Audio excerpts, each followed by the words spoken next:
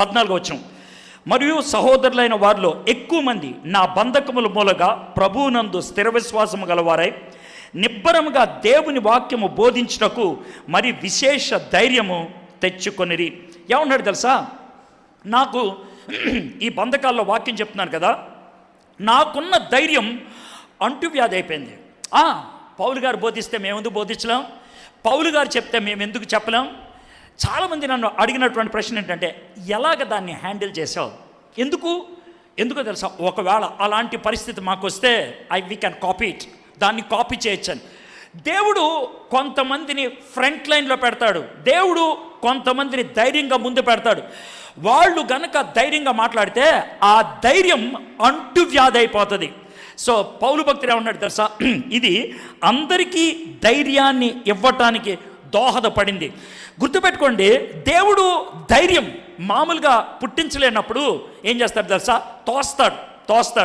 ఒకసారి అంట ఒక పెద్ద కాంపిటీషన్ పెట్టారంట. ఆ కాంపిటీషన్లో ఏంటనంటే, ఓ పెద్ద లేక్ ఉంది, ఆ లేక్ నిండా భయంకరమైన మొసళ్ళు అన్నారంట. రాజుగారు వచ్చి, రేయ్, ఎవరైతే ఈ చివరి నుంచి ఆ చివరికి ఈత కొట్టుకుంటూ వెళ్ళిపోతారో నా కూతుర్ని అతనికిచ్చి పెళ్లి చేస్తా, నా రాజ్యంలో సగం ఇస్తా అని అన్నారంట.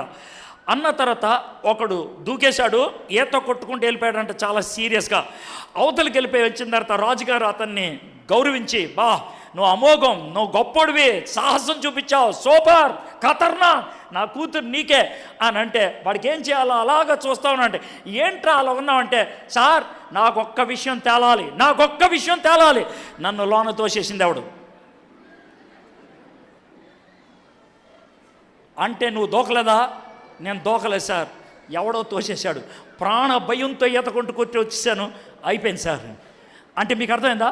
దేవుడు కొన్నిసార్లు మనల్ని తోస్తాడు, అప్పుడు మన సామర్థ్యత బయటపడుతుంది, లేకపోతే పడదు. మామూలుగా దోకరా అంటే దోకరు. ఒకవేళ చిన్న పిల్లవాడిని తీసుకొచ్చి మేళ్ళ దోకరా అంటే ఎలా అంటాడు, అవునా కదా? దోకడానికి భయం, దూకితే కాలు ఇరుగుద్దేమో, దూకితే కాలు నొప్పేస్తాం. మన జీవితంలో కూడా అలాంటి ఉపద్రవాల్లోకి దూకమంటే సంకోచిస్తూ ఉంటాం, ఎవడు తోస్తాడు వెనక నుంచి. It is God himself who pushes us. దేవుడు మనల్ని తోసేస్తాడు, పోరా అనేసి. దేవుడు పౌలు గురించి ఏమన్నాడు తెలుసా? నన్ను దేవుడు తోశాడు, రోమ్ సామ్రాజ్యంలో నా వెనకాల మీరు కూడా వచ్చేయగలుగుతారు. You also can come with me. నేను ఒక అమ్మాయి సాక్ష్యం చెప్తాను. ఈ అమ్మాయి సాక్ష్యం వీడియోలో కూడా ఉంటుంది యూట్యూబ్లో. ఆమె పేరు హెలెన్ రోజవేర్. ఈ మధ్యన చనిపోయింది, 2016లో చచ్చిపోయింది, ఎగ్జాక్ట్లీ 2016లో చచ్చిపోయింది. ఆమె స్కాట్లాండ్ దేశానికి చెందినటువంటి ఆమె కాంగో, దక్షిణ అమెరికాలో కాంగో అనేటువంటి దేశంకి సేవ చేయడానికి వెళ్ళింది. బెల్జియం నుంచి స్వేచ్ఛ వచ్చింది కాంగోకి, బెల్జియం దేశం నుంచి స్వేచ్ఛ వచ్చింది. ఆ తర్వాత కాంగో దేశాన్ని ఫిడెల్ కాస్ట్రో అనేటువంటి ఒక నియంత దాన్ని పరిపాలిస్తూ ఉన్నాడు. చిత్రహింసలకు గురి చేశాడు క్రైస్తవుల్ని ముఖ్యంగా. అలాంటి పరిస్థితుల్లో ఈ హెలెన్ అనేటువంటి ఆమె ఒక చిన్న ఆసుపత్రి పెట్టుకొని ఆమె గర్భిణీల డాక్టర్గా ఉండేది, నిపుణురాలుగా ఉండేది. ఆమె దగ్గరికి చాలామంది ఆడవాళ్ళు వస్తూ ఉండేవాళ్ళు. వాళ్ళకి మంచి ట్రీట్మెంట్ ఇవ్వడమే కాకుండా యేసు ప్రభు గురించి కూడా చెప్తా ఉంది. తన దగ్గర ఒక 4 నర్సులు ఉండేవాళ్ళు, బాగుండేది. అయితే కొంతకాలానికి ప్రభుత్వానికి తెలిసింది హెలెన్ ఈ విధంగా పరిచయం చేస్తుందని. కొంతమంది మిలిటరీ ఆఫీసర్స్ని పంపించారు అటాక్ చేయమని. హాస్పిటల్ని ధ్వంసం చేసేసారు. ఆడవాళ్ళని 5గురిని కూడా మానభంగం చేసి రేప్ చేసేసి పడేశారు. 3 రోజుల తర్వాత హెలెన్ తన నర్సుని ట్రీట్ చేస్తుంది. ఆ నర్సు 3 రోజుల దాకా స్పృహ రాలేదు. 3వ రోజు స్పృహలోకి వచ్చిన తర్వాత ఆమె చూసి, డాక్టర్ నన్నెందుకు బతకనిచ్చావు, ఇంజెక్షన్ ఇచ్చి నన్ను చంపేయి అని అంటే, కూల్ డౌన్ అని చెప్తా ఉంది. నో నన్ను చంపేయి అని అంటే, ఎందుకు, ఏమైంది చెప్పానంటే, నేను ఈ దేశానికి ఒక వర్జిన్గా వచ్చాను, కన్యకగా వచ్చాను, నా జీవితాన్ని దేవునికి కన్యగా సమర్పిద్దామని అనుకున్నాను. కానీ నాకు ఊహ తెలిసి 4 రేప్ చేశారు. ఆ తర్వాత ఇంకెంతమంది చేశారో తెలీదు. 4వ వాడు రేప్ చేస్తున్నప్పుడు నాకు స్పృహపోయింది. 4గురిని చూశాను, అతి కిరాతకంగా నన్ను పాడు చేశారు. ఐ లాస్ట్ మై వర్జినిటీ, నా కన్నెరకం కోల్పోయాను. What should I give to Jesus అని అంటే హెలెన్ అన్నది అంత ఉద్రేకపడాల్సిన అవసరం లేదు. నువ్వు ఎప్పటికీ దేవుని దృష్టిలో కన్యవే. Even today you are virgin in your spirit and in your soul. Your body will not go to heaven with you. నీతో ఈ శరీరం అక్కడికి రాదు అని అంటే నువ్వు అసలు ఆడదానివేనా? కన్నెరికం అంటే ఏంటో తెలుసా? అతి అతి ప్రాముఖ్యమైనది స్త్రీకి అదే. అది కోల్పోయానంటే నేను ఆడదాన్నే, నాకు తెలుసు. నువ్వు ఎలాగంత కూల్గా ఉండగలుగుతున్నావు, ఎలాగ నాతో అలా మాడుతున్నావు అంటే కూల్ డౌన్. నీకు 4 రేప్ చేసేదాకా ఊహ ఉంది, నాకు 7 రేప్ చేసేదాకా ఊహ ఉంది. నన్ను 7 రేప్ చేశారు. I'm strong, I'm strong, I'm strong. You can also be strong. నువ్వు కూడా ధైర్యంగా ఉండగలుగుతావు. You can. పౌలు భక్తుడు ఏమంటున్నాడంటే ఆ విధమైనటువంటి యాడ్వర్సిటీలో, ప్రతికూల పరిస్థితుల్లో ధైర్యం అని వచ్చింది. మరియు సహోదరులారా, వారిలో ఎక్కువ మంది నా బంధకముల మూలముగా ప్రభువునందు స్థిర విశ్వాసము గలవారై నిర్భయముగా దేవుని వాక్యము బోధించుటకు మరి విశేష ధైర్యము తెచ్చుకొనిరి. మొదట సువార్త వ్యాప్తి చెందడానికి దోహదపడింది. రెండోది సాక్ష్యాన్ని లేవనెత్తింది. మూడోది స్థైర్యాన్ని ఇచ్చింది. మొదటిది సువార్త, రెండోది సాక్ష్యము, మూడోది స్థైర్యము. ఇవన్నీ ఎక్కడి నుంచి వచ్చినాయి? All because of adversity. ఇవన్నీ కూడా ప్రతికూల పరిస్థితుల్లో వచ్చినవే. ఇప్పుడు 15వ వచనం కొద్దాం. 15వ వచనం 15 నుంచి 18 దాకా చదువుతున్నాను నేను, చూడండి. కొందరు అసూయ చేతను, కలహ బుద్ధి చేతను, మరికొంతమంది మంచి బుద్ధి చేతను క్రీస్తును ప్రకటించుచున్నారు. వారైతే నా బంధకములతో కాడు కూడా నా శ్రమ తోడు చేయవలనని తలంచుకొని శుద్ధ మనస్సుతో కాక కక్షతో క్రీస్తును ప్రకటించుచున్నారు. వీరైతే నేను సువార్త పక్షమున వాదించుటకు నియమింపబడి ఉన్నానని ఎరిగి ప్రేమతో ప్రకటించుచున్నారు. అయిననేమి మిష చేతనే గాని సత్యము చేతనే గాని ఏ విధము చేతనను క్రీస్తు ప్రకటింపబడుచున్నాడు. అందుకు నేను సంతోషించున్నాను, ఇక ముందును సంతోషించుదును. ఇందులో ఆయన ఏమన్నాడు తెలుసా? అయ్యా, ప్రతికూల పరిస్థితుల్లో అసలు ఎవరు మన పక్షాన్ని ఉంటారు, ఎవరు విరోధులు ఉంటారు అర్థమవుతుంది. సారీ, నేను ఇది ఎందుకు ఇలా చెప్పదలుచుకున్నా అంటే, లాస్ట్ ఇయర్ ఇదే దినాల్లో నా ఫ్రెండ్స్ ఎవరు, నా ఎనిమీస్ ఎవరో బయటపడింది అప్పుడు. ఎందుకంటే నన్ను లోనేస్తే ఆ టైంలో ఫేస్బుక్లో కొంతమంది స్టేట్మెంట్లు నేను చూసా. వాళ్ళ స్టేట్మెంట్ ఏమన్నా తెలుసా? వీడికి నోరు దురదెక్కువ, వీడికి నోరు దోలెక్కువ, వీడికి చాలాసార్లు చెప్పాం, వీడికి ఇలాగే అవ్వాలి, వీడికి చెప్పినా వినలేదు అని అన్నారు. పనికి మానవాళ్ళు నోరు ఉచితంగా ఉంది కదా అని ఎదవలో అన్నారు. అలాంటి వాళ్ళు ఎక్కడ కూడా ఉన్నారు నాకు తెలుసు. అయితే మణిపూర్లో గొడవలు స్టార్ట్ అయిన తర్వాత ప్లేటు మార్చారు. ఆయన చెప్పింది నిజమే కదా అని. కర్ణపడితే ఒక్కొక్కడిని చెప్పు తీసుకొని పడతా, నువ్వు ఒక మాట మీద నిలబడరా ఎత్తవా, అయితే నన్ను తిట్టు లేదా మెచ్చుకో, డ్రామా ఆడటానికి నువ్వు అవసరం వెళ్ళవా, మళ్ళీ ప్రసంగికుల్లాగా ఎంతో కబుర్లు చెప్తావు. దమ్ముంటే నిలబడు, అటు ఇటు ఉండదు. గట్టిగా అరిస్తే నాకు కూడా చరవడం. I too know how to shout. కాబట్టి ఇది ఫ్రెండ్స్ ఎవరో శత్రువులు ఎవరో బయటపడేది అప్పుడే. ప్రజల కోసం తోకోపించొద్దు, ప్రజల మెప్పు కోసం తోకోపద్దు. తిన్నగా మాట్లాడు, తిన్నగా నేర్చుకో. ఆ విషయం గుర్తుపెట్టుకో. పౌలు ఏమన్నాడు తెలుసా? నన్ను ఇబ్బంది పాలు చేయాలని కొంతమంది అడ్డు పెట్టుకున్నారు. వాళ్ళు ఏమన్నారు తెలుసా? వాళ్ళ సొంత కోరికలు, వాళ్ళ సెల్ఫ్ అంబిషన్, ఒక విధంగా చెప్పాలంటే తమ ప్రాజెక్ట్ మూవ్ చేయడానికి నన్ను అడ్డు పెట్టుకున్నారు. నన్ను సపోర్ట్ చేసినట్లు చేసి వాళ్ళు పైకి వెళ్ళిపోదాం అనుకున్నారు. నన్ను డిమోట్ చేసి వాళ్ళు పైకి వెళ్ళిపోదాం అనుకున్నారు. అంటే ఒక విధంగా చెప్పాలంటే నన్ను ఒక స్టెప్పింగ్ స్టోన్గా వాడదాం అనుకున్నారు. నన్ను ఒక మెట్టు ఎద్దులాగా వాడుకొని నన్ను కింద తొక్కేసి పైకి వెళ్దాం అనుకున్నారు. కానీ నేను మాత్రం కూల్. ఎందుకో తెలుసా? ఏయ్, నీ వల్ల కాదురా నన్ను తొక్కటం, నీ వల్ల కాదు. దేవుడు తొక్కాలా? తొక్కితే ఆయన తొక్కితే నాకు మంచిదే, ఆయన ఎరక్కొడితే నాకు మంచిదే. నువ్వు కాదు తొక్కది, నువ్వు చేయలేవు పని. పౌలు అందుకే ఉన్నాడు తెలుసా, కక్ష చేతను మిష చేతను సువార్త బోధించబడుతుంది. హ్యాపీ.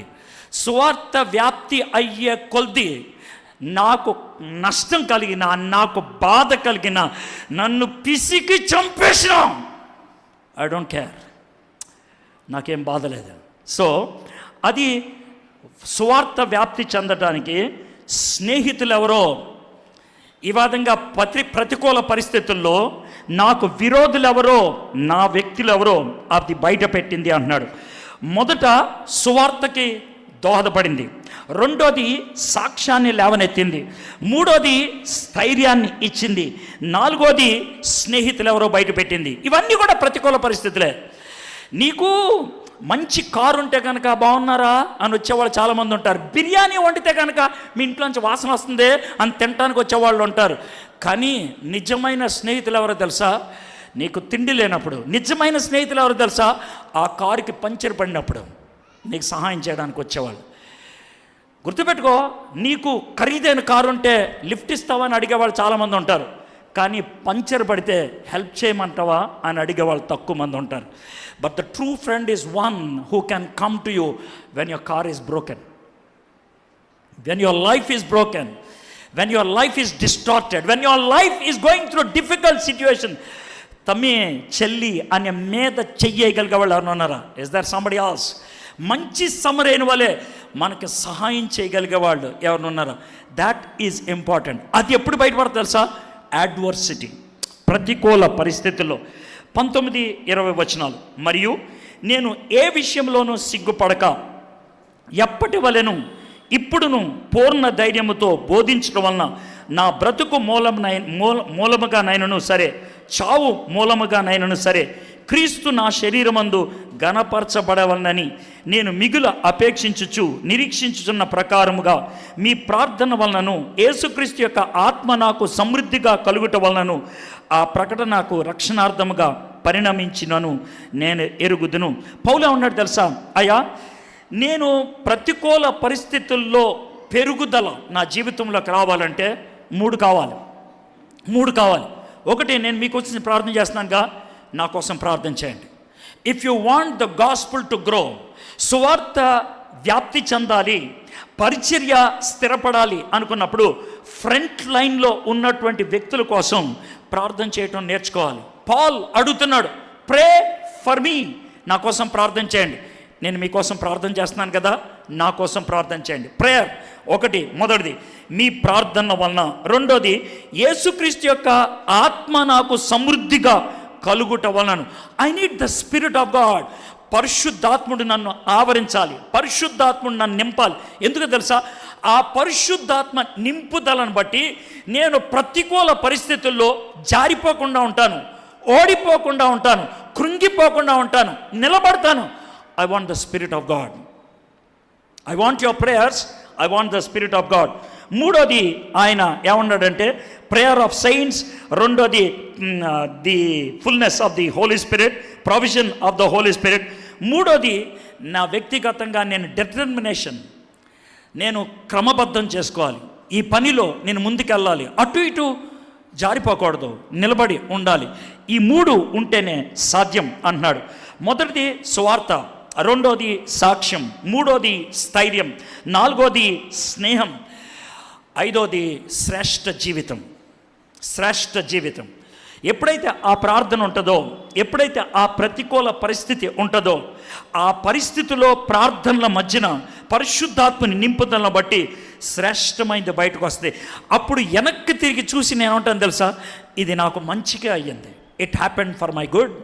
ఏదైతే కీడు అనుకున్నావో, ఏదైతే చెడ్డ అనుకున్నావో, ఏదైతే భయంకరమైనది అనుకున్నావో, I will look back and say అది నా మంచికే, it happened for my good. అది నన్ను ప్రమోట్ చేసింది, అది నన్ను ప్రొవోక్ చేసింది, అది నన్ను అప్లిఫ్ట్ చేసింది అని చెప్పగలుగుతాం. చివరిగా ఈ మాట చూద్దాం.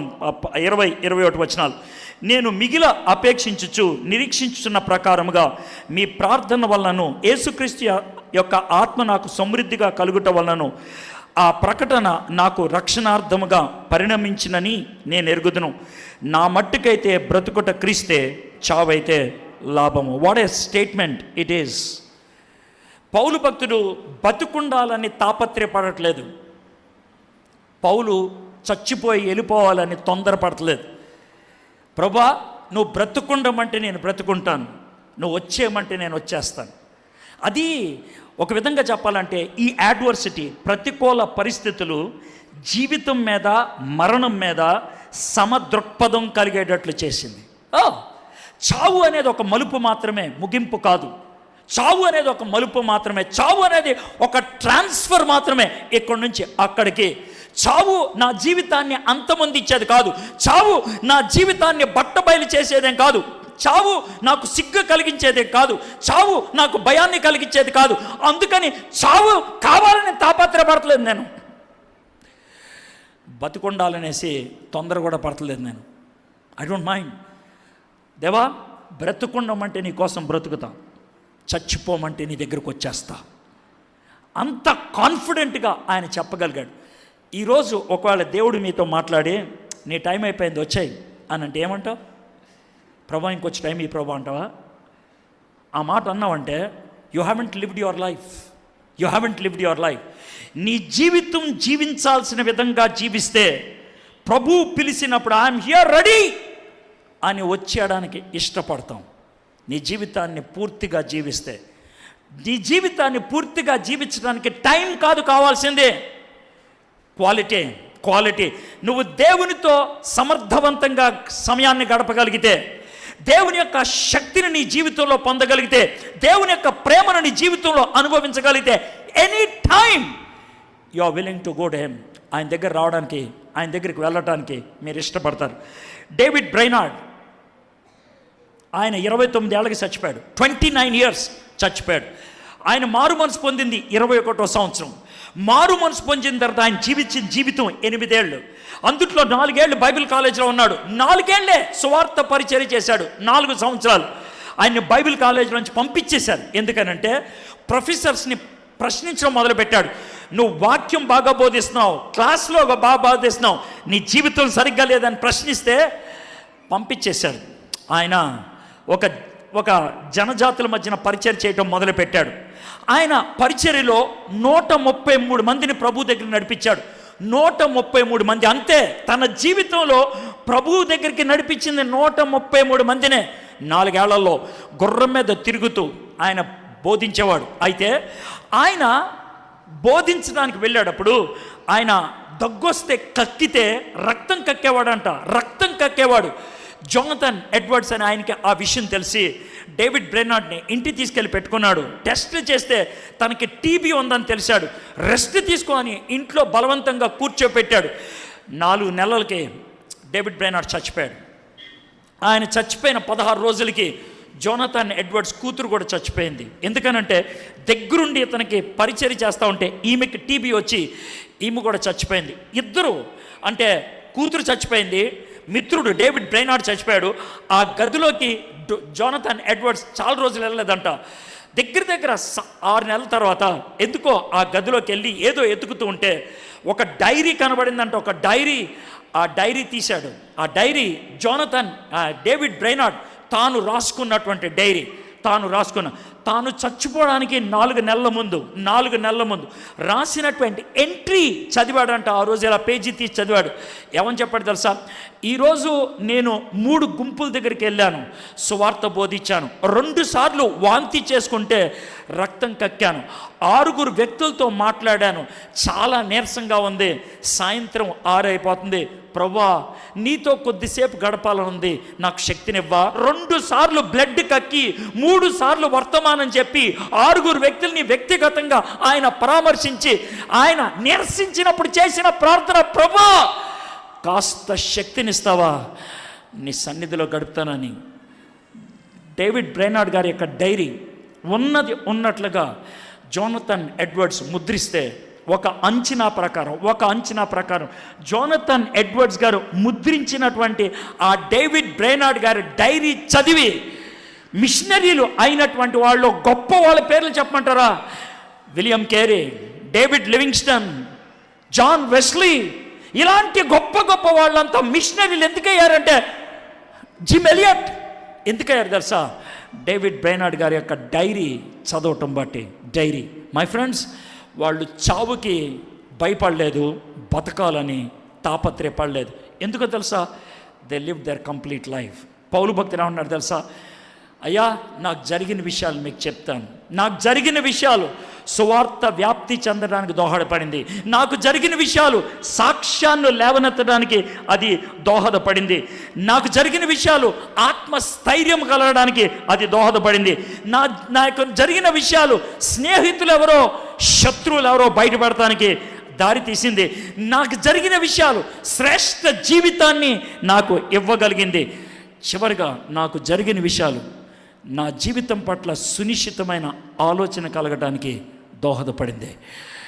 It's good my friends.